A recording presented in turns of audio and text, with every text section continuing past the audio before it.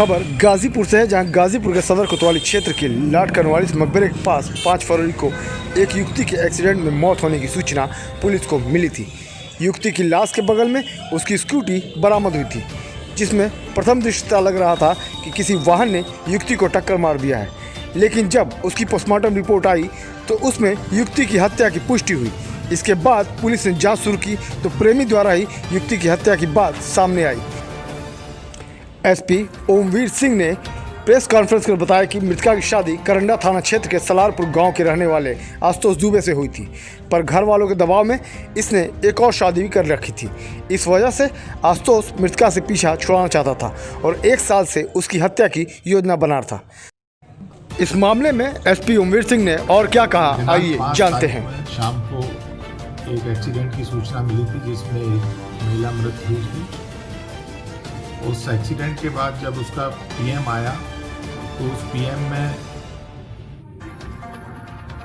जो कारण दिखाया गया था वो हत्या का दर्शाया गया था, जिससे उस एक्सीडेंट की पूरी थ्योरी पे पुलिस को संदेह हुआ। फिर इसकी जांच के लिए इंस्पेक्टर कोतवाली और स्वाट और सर्विलेंस की टीम को लगाया गया। इन लोगों ने अथक प्रयास करके इस पूरी घटना का सफल अनावरण किया है। जो मृतिका थी, जो इसमें तथ्य संज्ञान में आए थे, वो इस प्रकार है कि मृतिका ने करीब 3-4 साल पहले एक करंडा क्षेत्र का आशुतोष दुबे नाम का लड़का है, जिसके साथ उसकी शादी हुई थी। उसके बाद उस आशुतोष दुबे की फिर एक घर वालों की सहमति से भी एक शादी हुई, जिसके कारण वो परिवार में विक्टिम रहता था, इसके साथ यहाँ रहता था। जब इसने इसके जो शादी उसने परिवार की मर्जी से की थी, जब उसकी परिजनों को मालूम पड़ा तो उन्होंने भी उसके खिलाफ मुकदमा लिखा दिया था।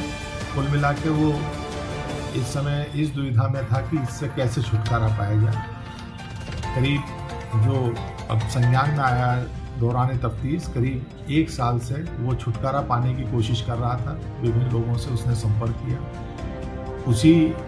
उसमें उसने अपने इन 2 साथियों से, जिसमें एक लड्डू जो शातिर अपराधी है, HSB है करंडा क्षेत्र का, उसी गांव का सलारपुर का रहने वाला है, जहां पे युवती का तथा कथित पति आशुतोष दुबे वहीं का रहने वाला है। और उसी गांव का एक और उसका साथी था राकेश, जो यहीं शहर में रह के कोचिंग इत्यादि का काम करता है। इन्होंने एक साजिश के तहत उस महिला की हत्या की तथा इसे एक्सीडेंट का रूप देने का प्रयास किया।